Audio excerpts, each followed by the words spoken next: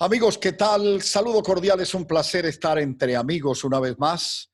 Lo venimos haciendo y ya este es el tercer programa consecutivo, pero es un placer realmente tener a mis amigos reunidos y ellos naturalmente conmigo, que es lo importante a través de esta magia de las redes sociales, utilizando la vía de comunicación Zoom y naturalmente yo tuve para poder conversar con las personas, las personalidades invitadas de diferentes temas, como lo hemos venido hablando durante estos días.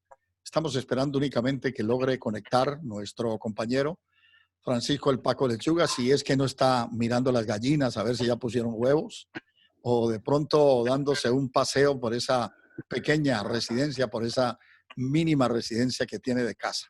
Pues es un gusto compartir de una vez con Néstor Larrazábal, nuestro popular director, con Moisés Vargas, que a partir de hoy se une a este programa Entre Amigos y qué hubo en el camino de las cosas. Don Néstor, ¿qué tal? ¿Qué tal su día? ¿Cómo le va? Buenas tardes, buenas noches, buenos días. En fin, esto es un día completo el que aquí trasladamos. ¿Qué hubo, don Néstor? Hola, Alfredo. Hola, amigos. ¿Qué tal están? Hola, Moisés. Aquí viendo muchas cosas y tratando de pensar qué va a ser del reinicio de los deportes. Quiero que nos platiquemos un poquito. Quisiera poner a la palestra el tema de que platicáramos un poquito. Acaba de terminar hace unas horas o hace unos minutos, terminó un partido de fútbol. ¿Qué trascendencia puede tener? Y de otras disciplinas, porque yo tengo algunas ideas que quiero compartirlas sobre el automovilismo deportivo. Muy bien, estupendo. Pues usted lo dijo y vamos a dejar que sea porque acaba de terminar el partido del Barcelona de la Liga Santander de España. Las ligas se reactivan. La primera de ellas fue la Bundesliga, después lo hizo la Liga Española, lo hizo el Calcio Italiano también, la Liga Premier también. Ya hay muchas ligas en Europa que están en plena actividad. En Centroamérica, Costa Rica fue el primero en comenzar precisamente con el fútbol, pero tenemos un especialista en el tema que es Moisés Vargas, así que es un personaje de los comentarios y del análisis de lo que pasa con el deporte en Guatemala y en el mundo. Así que nos complace saludarlo y que Moisés nos haga un gran reflejo del partido del Barcelona hoy. Oiga, empató el Barcelona, eso les adelanto, y eso no tiene contento a mucha gente que le gusta y que son seguidores del equipo. Hola Moisés, ¿qué tal? Buenas tardes, bienvenido, ¿qué hubo? ¿Qué hubo, Alfredo? ¿Qué hubo, mi estimado Néstor Larrazábal? Qué gusto poderles saludar, amigos. Un placer poderles acompañar en este espacio donde hablamos un poquito de lo que nos gusta tanto, el deporte, cosas cotidianas, y ellos ya se lo han adelantado mis compañeros. Pero sí, hablaba don Néstor y hablaba Alfredo alrededor de lo que sucedió hoy en el fútbol. Pero voy a retocar lo que más reciente decía Alfredo. La Liga de Costa Rica fue una de las más, de las que primero regresó a nivel centroamericano, y precisamente ayer, por octava ocasión, el Saprissa se ha consagrado como campeón del fútbol costarricense luego de vencer a la Liga Deportiva Alajuelense. Pero en lo que ha acontecido hoy, pues, ¿qué hubo? Que el Barcelona prácticamente ha regalado la Liga porque no logró pasar de un empate 2-2 ante el Atlético de Madrid, un equipo de Diego Pablo Simeone que siempre se lo complica cuando llega al Camp Nou. Y hoy creo que hay que resaltar lo que ha acontecido en cuanto a los goles. 3 goles desde el punto de penal, uno de ellos se repitió, ya lo había atajado Ter Stegen, que era el 1-1 en ese momento para el Atlético de Madrid. Y los otros 2 penales también para mí me quedan muy dudosos. El penal que se le marca a favor al Barcelona por una falta sobre Semedo, y el penal del 2-2 también para mí me parece que hay pero un mínimo contacto, pero al final el jugador termina tropezándose él mismo y el árbitro no va ni siquiera a la revisión del VAR. Me imagino que por el interno le dijeron, todo está bien. ¿Esto qué significa? Que el Real Madrid el jueves puede ganar tranquilamente su partido ante el Alavés, y ahí podría decir que está encaminando hacia el título. Así que sabor amargo para el Barcelona, gol número 700 para Lionel Andrés Messi en su carrera, pero con ese sabor amargo del empate 2-2 y que la liga se empieza a pintar de blanco. Muy bien, estupendo, Moisés. Ya con Moisés también adelantaremos un poco lo del calcio italiano. Hoy la Juventus jugó. Adelantaremos también porque hubo una noticia, no sé si está bien o está mal, una noticia sobre que ya se tiene fecha para hacer el sorteo de la Champions League, que va a ser ahora durante el mes de julio en Nyon. Fue la información que escuché. Hay también el sinsabor del tema Leo Messi, que parece que los números no dan, son los peores números de la historia, de eso se está hablando. del tema Antoine Griezmann. En fin, ya Moy nos adelantará más comentarios al referente de lo que pasa allí, la expectativa del partido del Real Madrid que se viene y que naturalmente está prácticamente comandando la liga y a escasos 7 minutos para que termine la Liga de España. Pareciera estar saboreando ya la victoria de un título más el equipo merengue, el equipo de la ciudad de Madrid. Pero también hay reactivación porque vemos que rugen motores en el mundo. Y cuando rugen motores es porque está muy cerca el inicio de la Fórmula 1. De eso no voy a hablar yo. De eso habla un especialista de esto, que es don Néstor Larrazábal. Los deportes a motor. Don Néstor, ¿cómo usted? Lo veo con el color de Guatemala en todas partes. El gran color que tienen los guatemaltecos, sus valles, sus ríos, sus escenarios, sus paraísos escondidos que tiene exactamente Guatemala. Don Néstor, Fórmula 1 en el camino, en la visual. Sí, amigos, regresa la Fórmula 1, pero hay que pensar en varias cosas con respecto al regreso de la Fórmula 1. La Fórmula 1 regresa y como muchas disciplinas, sin público, con una reducción de las personas que están en los pits. Eso también se va a dar en MotoGP. Es decir, si antes se tenían 10 mecánicos, ahora se tienen 5. En el caso de Fórmula 1 todavía no han dicho cuántos van a permitir. Y esto me lleva a pensar en algo que hay que, digamos, señalar. Como un retorno para tratar de empezar, está bien. Pero uno de los deportes que es muy dado al tema de que tenga que estar muchos elementos es la Fórmula 1. Voy a ir por partes. La Fórmula 1 se corre los domingos. Pero, por ejemplo, yo una vez tuve la bendición de ir a Fórmula 1 a Brasil. Y cuando llegué, en la entrada del aeropuerto, me dan un cartapacio así. Me dice, jornalista, me dice, sí, le digo, tome. Entonces me dan y empiezo a ver. Desde una semana antes habían fiestas, conciertos. Incluso me recuerdo muy bien que había un cupón que decía, aquí es donde cae la bandera cuadros. Es una fiesta el domingo que terminaba el lunes. Es decir, el tema de Fórmula 1 resulta siendo, esas 2 horas que se corren, resulta siendo el motivo por el cual se hace todo esto. La Fórmula 1 no solamente es las 2 horas que sale en televisión, es una semana. Es una semana en la cual hay de todo. Y en la pista, el sonido, el sentir la vibración de los motores, no se puede trasladar a la televisión. En este caso, la televisión Fórmula 1, que la vemos todo el año, es muy distinto a lo que se vive como Fórmula 1. Y todos los planteamientos de costos de inversiones están en función de lo que yo les digo que es toda la semana de Fórmula 1. Sí, llega a haber muchos campeonatos, grandes premios, así como el que va a haber, que va a ser sin público, solo transmisión de televisión, y con todas las restricciones, ni la dueña de Fórmula 1, que se llama Liberty Media, que ellos son especialistas en el manejo mercadológico del deporte, va a aguantar. Eso no aguantaría. Tendrían que revisar mucho, probablemente solo dejarían Fórmula E o algo por el estilo, pero la Fórmula 1 es tan completa en tiempo, tan completa en asuntos que van en el entorno como parte del espectáculo, que solo la televisión no es la Fórmula 1. De nuevo, voy a terminar como empecé. Como un inicio está bien, pero en realidad, como que se puede aguantar muchos campeonatos, no creo que vaya a poder la Fórmula 1 desarrollarse de esa manera. Muy bien, estupendo, don Néstor. Yo hablo un poco del tema y del deporte que más me apasiona, que es el ciclismo. El ciclismo ha comenzado también a reactivarse un poco en el mundo y comenzó a reactivarse con algunas carreras pequeñas en territorio belga. Ellos fueron los primeros en dar un banderazo, pero este pasado final de semana ya se hizo el Campeonato Nacional de Eslovenia. Y al hacerse el Campeonato Nacional de Eslovenia, con reducido público muy controlado, se hizo lo que correspondió a ruta y a cronómetro.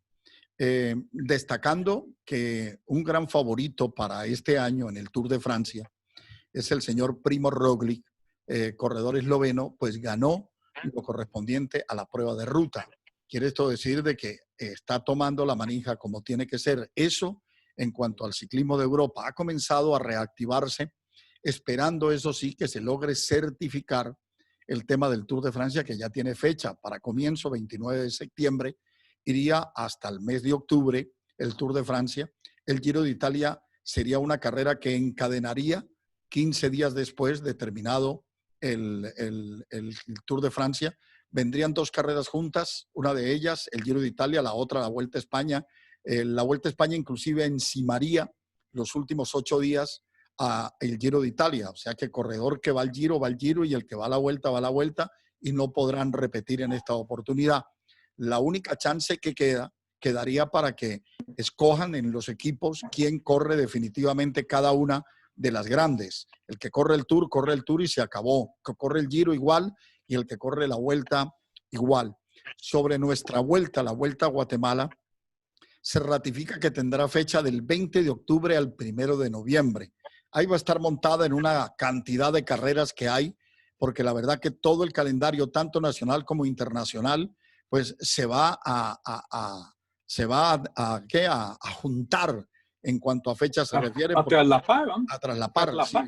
Correcto, esa es la palabra, gracias, don Néstor, se va a traslapar, porque no hay manera de hacer fechas si es que cada país quiere hacer su carrera más importante. Por ejemplo, la Vuelta a Colombia, que regularmente se hacía durante el mes de agosto, se atrasó y se va a hacer en el mes de noviembre.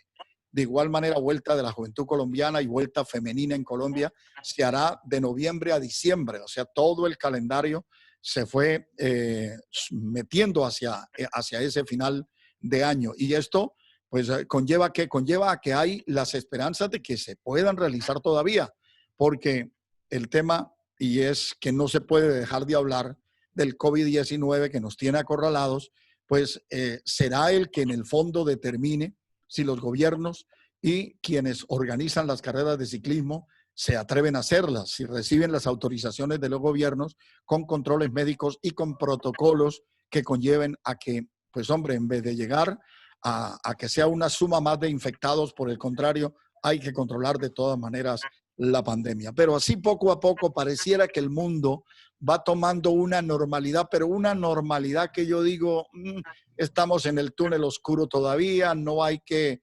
exagerar. Hay muchas partes que las están abriendo y automáticamente a los pocos días les está tocando volver a cerrarlas o controlarlas. En fin, yo creo que esto hay que como irlo manejando con pinzas, muy con pinzas, el hecho de si un país quiere abrir para hacer un evento donde estén participando, en el caso del Tour de Francia, por ejemplo, 200 ciclistas, donde hay 200 mecánicos, donde hay cualquier cantidad de gente metida en la misma organización, que no es necesario que haya público porque la misma organización tiene cantidades de público. Esto es para analizarlo y para pensarlo. Eso en el tema del ciclismo. Hemos tocado, miren ustedes rápidamente, 3 deportes y yo abro la opinión por si don Néstor quiere hablar del caso, Moisés quiere hablar también del tema ciclismo, el fútbol o en fin, porque ya el fútbol está prácticamente abriéndose en la mayoría de las partes del mundo y el automovilismo, usted me acaba de decir, don Néstor, que también ya se prepara. Así digan los españoles, porque eso lo titularon hoy, que puede hacer que a Lewis Hamilton no le den un carro como el que le dieron alguna vez a Fernando Alonso para que ya no pudiera caminar más. Mire, lo que pasa a veces es que uno trata de tener información, pero en realidad existen varios mundos en los cuales uno no tiene acceso. Y les quiero compartir algo. En el mundo de la industria del automóvil, los salones de los cuales se muestra, se llaman autoshows, más importantes resultan ser el de Frankfurt, que lo movieron, ya no va a ser en Frankfurt, sino que va a ser en Zúrich, en Bavaria, pero siempre vamos a decirle de Frankfurt, el de París, el de Tokio, el de Shanghái por la importancia que hay, pero no va a haber, y especialmente el de Ginebra. El de Ginebra ha sido el salón por antonomasia, con más de 100 años de existencia. Para que mantuviera su independencia se hizo una fundación, que es la Fundación del Salón. Es un grupo que organiza y hace todo de tal forma que es muy, muy objetiva con respecto a dar los espacios, a transparentar los ingresos de esa actividad y todo. Bueno, en el 20, ahorita en marzo, siempre se hace en marzo, no se pudo hacer. Porque imagínense que, por ejemplo, cuando he tenido la bendición de ir, llegamos 2 días de prensa, llegamos 16,000 periodistas de todo el mundo, 7,000 periodistas de todo el mundo. Entonces, no se puede. Bueno, entonces, no se hizo. Entonces, la fundación del salón, que se hace en un lugar que se llama Palexpo, que es el parque de exposiciones. Acá, ayer recibí yo el mensaje que no va a haber autoshow organizado por la fundación para el 2021. Que ellos no van a aceptar tampoco ningún préstamo para poderlo hacer. Que ellos tienen como primordial, digamos, opción entregar y venderle a Palexpo la actividad. Eso le habla a uno que ellos tienen gente que analiza y diga, esto no se va a componer de aquí a marzo del 21 en términos económicos. Es más negocio que se lo vendamos a alguien, porque sabe ni cómo va a estar el 22. Ahí es donde uno recibe informaciones que da mucho para tejer y para pensar. Pero lo que sí es muy cierto es que esta gente tiene información que uno no tiene acceso. La pregunta sería, ¿qué información tendrían los dueños de la Fórmula 1?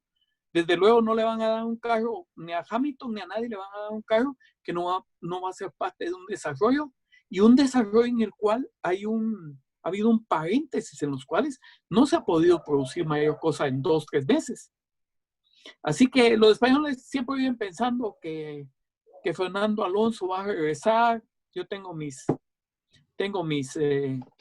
reservas. Se han hablado que él llega a sustituir a Sebastián Vettel a Ferrari el otro año.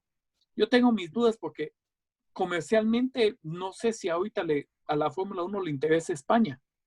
Probablemente le interesa a otro piloto de otro lugar del mundo. Así que hay que esperar, pero lo que sí es cierto es que estamos empezando con una etapa que solo Dios sabe qué va a pasar. Solo Dios sabe qué va a pasar en el deporte, en la industria y en este deporte que nosotros tratamos que es un deporte guión espectáculo. Porque el fútbol, claro que es una disciplina deportiva, pero si nos damos cuenta, es un espectáculo de nivel mundial y el peso espectáculo a veces es más fuerte que el peso deporte. Y eso lo vemos en todo. Así que vamos a ver qué pasa. Me gustaría que Moy nos compartiera un poco porque él está completamente sumergido en esa disciplina. Moy. Sí, no, creo que todo va de la mano. Yo comparto lo que dice don Néstor, lo que comenta Alfredo.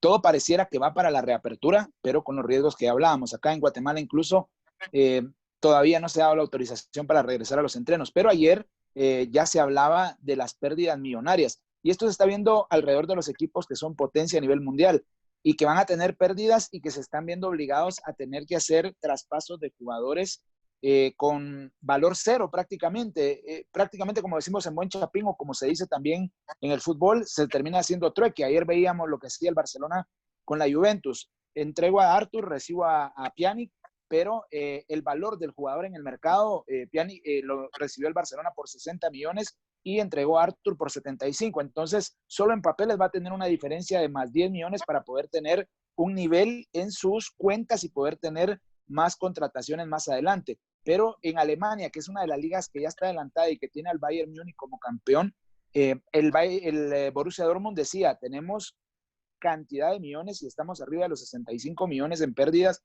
por esto de la pandemia. ¿Por qué? Porque ahí viene lo que decía precisamente don Néstor Larrazábal, el fútbol, el deporte guión espectáculo, porque estos equipos mueven gran cantidad de dinero a nivel mundial, por eso es que hay traspasos millonarios, por eso es que hay sueldos exageradamente millonarios y por eso es que los equipos se vieron en la obligación de reducir sueldos a sus jugadores para que esto pudiera equilibrar un poco ese peso que se maneja en la Liga de Europa. Acá en Guatemala o en Centroamérica es muy poco los equipos, o si no me equivoco, hay muchos que no lo usan, el tema de abonados. Y el que yo me afilio, soy socio del equipo y pago mis entradas por una temporada, tengo beneficios con actividades del club, con indumentaria, con ropa, con lugares, con boletos específicos para partidos, y eso y creo que lo reflejó también porque ha tenido que darse en algunos casos la devolución de dinero para los abonados, otros lo han trasladado para la siguiente temporada, pero al final ese peso, ese espectáculo que brinda el fútbol, creo que es sinónimo de ingreso en grande. La pregunta acá es, ¿qué hubiese pasado si esta pandemia hubiese llegado en el momento que se tiene que disputar una Copa del Mundo? ¿Cuál hubiese sido la decisión de FIFA? Ya se aplazaron muchos torneos mundiales femeninos, mundiales de edades limitadas, pero uno se pone a pensar, si hubiésemos estado a las puertas de, regresemos 2 años atrás, Rusia 2018, y esto se descontrola faltando 2 meses, FIFA estuviera que se rasga el cabello porque, o las vestiduras, porque los ingresos que le iban a significar o lo que les significa a ellos en cuanto a ingresos por afición, por publicidad, por todo lo que conlleva un evento deportivo como espectáculo, creo que es el reflejo de lo que estamos viendo y por eso la preocupación y para mí en algunos lugares la apresurada vuelta de las actividades. Ya hablaba don Néstor de los motores, a ver qué pasa con la Fórmula 1, Alfredo hablaba del ciclismo, pues si lo ponemos en el plano nacional, habrá que esperar cuál va a ser el comportamiento de esta epidemia en Guatemala, pandemia a nivel mundial, y las decisiones gubernativas puedan abrirle esa posibilidad a la Federación de Ciclismo para que esto se pueda desarrollar sin ningún problema. Pero al final, espectáculo, pero también viene ahí el conglomerado de ingresos, que es lo que hace que se mueva este espectáculo que se vuelve al final un negocio para todos los clubes. Muy bien, estupendo. Mira, Moisés, sí. Solo disculpa, Moisés, yo creo que todas estas cosas uno tiene que aprender y ver. Si llegaras a tener oportunidad de hacer un trueque, yo le doy a otro medio al comandante y a Francisco que nos manden unas patojas bonitas. Es decir, las fichas ahí, es la verdad, está muy, ¿verdad? Digo yo, como sabes del podemos tema, hacerlo. Entonces, yo quería decir algo que tiene que ver, ya hablando en serio, no, yo no lo cambiaría, no lo cambiaría, no, olvídese. No, hablando en Guatemala, hace algunos años, hace unos 10 años, 12 años, vino Ferrari SPA, se llama la empresa, la dueña de Ferrari. Y entre las cosas que platicaba con quien era el distribuidor de Ferrari para Guatemala, me decía, nosotros queremos vender autos, pero no vemos mucho mercado en Guatemala. Lo que sí es que queremos tener aquí el nombre, porque los ingresos por merchandise, por todas esas cosas, se nos pueden estar yendo aquí en Guatemala. Cualquiera puede hacer una gorrita que diga Ferrari y nosotros no recibimos nada. Eso ve uno la importancia que tiene lo que platicábamos. Imagínense que yo me imagino que acá en Guatemala debe haber alguien que es el apoderado legal del Barcelona y del Real Madrid, por decirlo. Y que ese es el que no permite que vengamos algunos y hagamos unas gorritas pirata. Ellos dicen, no, momento, es una marca registrada. Si eso se cae, por ejemplo, en el caso de la Fórmula 1, ese negocio, ¿qué pasa? Son negocios millonarios. Yo me recuerdo que no puedo decir porque no sigo mucho eso, pero sé de algunos jugadores, por ejemplo, del Real Madrid, que los han firmado y en 48 horas su camisa con su número recoge no sé cuántos millones por las ventas que hace un nuevo jugador. Esa historia es prácticamente lo que pasó con Javier Hernández, el mexicano, el Chicharito. El Real Madrid tenía los ojos puestos en otras figuras y en el cierre de mercado, porque se estaba en horas, se anuncia el fichaje del Chicharito y todos decían el Chicharito. Uno no puede quitarle lo buen jugador porque el estar en diferentes ligas de Europa, algo tiene el jugador que representa a nivel futbolístico, pero el Barcelona habló algo muy puntual y era lo que nos va a significar esa camisola con el nombre de Chicharito atrás y del Real Madrid, y eso disparó las ventas tanto en España y no digamos en México, con cuántos millones de habitantes. Entonces es ahí donde se juega mucho con ese mercado que se puede abarcar y esos derechos en cuanto a la marca. En Guatemala, pues uno va y en un mercado acá en Guatemala somos vivos y en cualquier mercado encuentra una camisola del Barcelona y todo, pero en cuestiones de imagen, como yo voy a utilizar la imagen de Lionel Messi o la imagen del Barcelona como tal para un anuncio, ahí sí hay mucho problema Y también hay que decirlo, se mueve a nivel de fútbol y se mueve a nivel de cadenas de televisión y cadenas deportivas grandes. ¿Por qué no se transmite la liga en Guatemala? Porque cierta cadena televisiva tiene los derechos y obligatoriamente los tienen que tener solo ellos, y si uno lo quiere ver, lo tiene que comprar a través de TV Paga, y es ahí donde se van generando ingresos. Y todo se vuelve una cadenita, don Néstor. Al final es fútbol, es básquetbol, es béisbol, es automovilismo, es ciclismo, y todos caemos al mismo lugar donde se manejan de diferente, tal vez, porcentaje los ingresos, pero siempre con un ingreso importante a nivel de marca. Muy bien, sí, yo me recuerdo que en el mercado del Guarda, yo para un cumpleaños conseguí un número 9 que decía Lechuga y un 10 que decía Castro, pero no me recuerdo de qué equipo eran. No, pero decir, sin ir tan lejos, lejos, le cuento, ahorita lo dejo, Alfredito, sin ir tan lejos, aquella famosa historia de selección nacional, donde no había uniformes y se mandaron a hacer a la zona 1 los uniformes para selección nacional. O sea, ahí se las dejo, ahí está el comprobante. Es una buena historia. Don Néstor, ya nos quedan 8 minutos, me están marcando exactamente del programa que estamos realizando entre amigos, y quisiera que los aprovecháramos un poco. Ya hemos tocado tema automovilismo, tema fútbol, tema ciclismo, pero sería importante conocer por qué es la actividad que realmente me complace, por lo menos escuchar la actividad de Don Moy durante un día en su casa, por ejemplo. ¿Qué actividad tiene en un día normal en que no tiene el pico y placa para poder salir a la calle o poder hacer algunas diligencias que, lógico, cada uno tiene que hacer? Quiero comenzar con don Néstor Larrazábal, porque según tengo entendido, recibió un premio por ahí que le habían entregado de unos tacos exactamente de pintura. ¿Los ha empleado usted para pintar su casa, don Néstor? Me dijeron que su casa ahora disque luce muy bonita. Pues mire, ese es un tema un tanto confidencial, pero ya que lo sacó usted a luz, ¿verdad? Cuando yo le dije que yo me iba a dedicar a la pintura y usted me dijo, jaja, y se empezó a reír. Claro. Y dijo, no, usted ni sabe cómo agarrar un pincel y que no sé qué. No, usted es pintor, pero de brocha gorda, don Néstor. Exactamente. Fíjese que fui a una fiesta y me voy a reservar el nombre, pero fue Celco. En una premiación me gané 5 galones de pintura. Entonces, agarré y dije, en estos días, pues, a darle.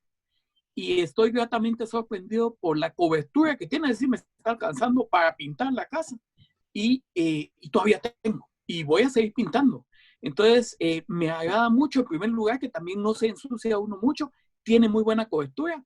Y ya estoy pensando que en estos días voy a tener que ver qué producto tienen ellos impermeabilizante para entrarle al techo de la casa. Así que yo creo que ha sido una grata experiencia en ese tema, que he podido utilizar algo que yo pensé que iba a ser para fin de año, como es repintar mi casa con una pintura que en realidad, qué buena, tiene buena cobertura. Y ahí le va uno dando y no baja el asunto. Y ahí va uno para adelante y queda bien bonito. 1 o 2 manos y ya quedó, incluso teniendo otro color abajo, sin que haya tenido que raspar. Así que les contaré mañana cómo sigue mi desarrollo cultural en la pintura, con la condición que don Alfredo no diga que yo, es decir, soy de brocha gorda, que nunca voy a exponer. Esta es una obra de arte. El diario de un pintor.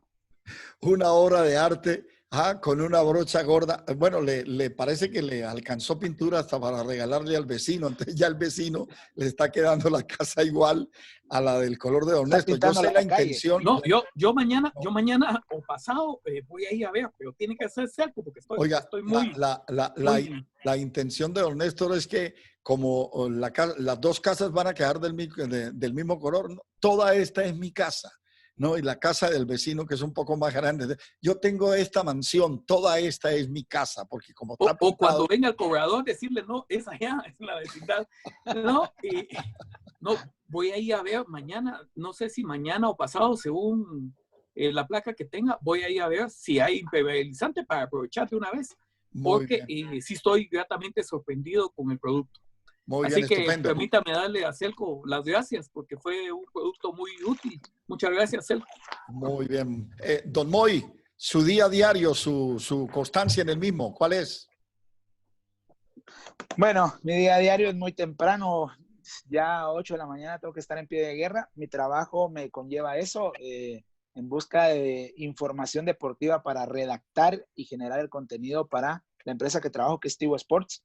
Sí. Y después de eso nos quedamos al pendiente de todo lo que va pasando en el acontecer deportivo, quiera que no estar actualizado a nivel de lo que pasa en Guatemala. Y nos volvemos prácticamente a regresar unos cuantos años a la educación, porque estamos al pendiente de la universidad de una de las hijas, las clases y tareas de la otra. Entonces nos involucramos un poquito en diseño gráfico, en medicina deportiva, que tiene que ver con fisioterapia, y un poco de tareas en la casa. Y terminando de leer un libro, esto justamente me ha ayudado a mí en estos días para leer un libro que está escrito por mi hermana y se llama Contra todo pronóstico, una historia de fe. Es un libro escrito por mi hermana. ¿Y por qué lo leo? Porque independientemente de que esté escrito por mi hermana, es una historia de fe alrededor de la vida de ella, porque mi hermana nació con espina bífida oculta, y a pesar de ser una enfermedad o una discapacidad, mejor dicho, que Una tiene condición muchas especial. limitantes, sí, una condición especial, al final ella logra hacer una vida normal, tiene un hijo de 20 y tantos años, ella escribe su historia de cómo ha superado esto, pero detrás de esto está también que fue la que tuvo siempre la fe de llevarla durante 10 años hasta encontrar un diagnóstico y saber qué era. En ese entonces la medicina no estaba tan avanzada, pero para poder encontrar quién le diera el diagnóstico correcto, y después de pasar un proceso de, no creo que me alcance los dedos de las manos para decir cuántas operaciones para poder ser y desenvolverse como ella se desenvuelve hoy. Entonces, acá está, Contra todo pronóstico, una historia de fe. Estoy por terminarlo de leer, y también la invitación para quien lo pueda leer, pues aquí en el canal de YouTube nos pueden escribir y preguntar, y yo les cuento cómo está el asunto, porque la verdad que es muy reconfortador leerlo, y creo que nos ayuda a ir saliendo adelante día a día con lo que queremos hacer o a lo que le apuntamos ser. En realidad yo felicito a tu hermana, y te felicito que estés leyendo el libro, y quisiera hacer de alguna manera yo quisiera motivar que en estos días Alfredo Castro termine su libro. Alfredo Castro tiene un libro inédito que lo está revisando, que para mí, como dije en algún momento, era un libro muy útil para quien quiera estudiar comunicación. Es una forma muy, muy apegada práctica a la verdad de la realidad que uno vive. Es decir, las luchas que uno tiene que tener. A veces la gente lo mira a uno en la tele o en la radio y dicen, ¡hala! ¡Qué suerte la que él tuvo por estar ahí! Pero la realidad es que no han visto todo lo que uno ha tenido que trabajar tras bambalinas, lo que uno ha sufrido, lo que uno a veces hace. El otro día yo decía que yo fui ahí a Maranelo y me fui sin que nadie supiera en mi casa. Según ellos andaban en otro lugar, yo me fui a Maranelo. Yo, si me llega a pasar algo acá, casi que me van a enterrar XX, porque no. Son la pasión manifestada en hechos que uno tiene por su trabajo. Eso dice el libro de don Alfredo Castro, y es donde yo quisiera motivar a Alfredo para que ese libro lo termine, porque creo que debería ser la lectura obligatoria